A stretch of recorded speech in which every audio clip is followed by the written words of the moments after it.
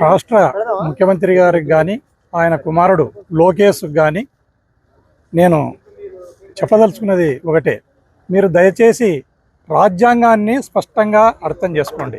ఆ రాజ్యాంగం మీకు అర్థం కాకపోతే దానికంటే ముందు జాన్ డీర్ రాసిన డెమోక్రసీ అండ్ ఎడ్యుకేషన్ అనే పుస్తకాన్ని చదవండి, లేదా ఫ్రెంచి విప్లవాన్ని చదివితే మీకు మన రాజ్యాంగం అర్థమవుతుంది.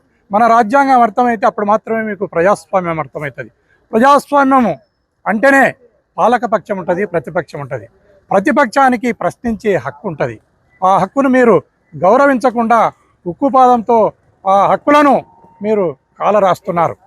ఎక్కడికక్కడ ఈ ప్రభుత్వం చేస్తున్న తప్పులను, ఆటవిక పాలనను పెన్నుతో రాసిన, నోటితో మాట్లాడినా మీరు కేసులు కడుతూ పోతున్నారు.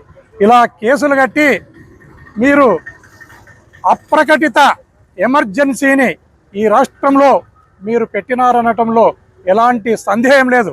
ఆ రోజుల్లో ఇందిరాగాంధీ గారు అధికారికంగా ఎమర్జెన్సీని ప్రకటిస్తే మీరు అనధికారికంగా ఎమర్జెన్సీని తలపిస్తున్నారు. ఈ రాష్ట్రంలో మీ పాలన అంతా కూడా పోలీసు కబంధ హస్తాలలోనే ఈ రాష్ట్రాన్ని మీరు ముందుకు తీసుకుని వెళ్తున్నారనటంలో ఎలాంటి సందేహం లేదు.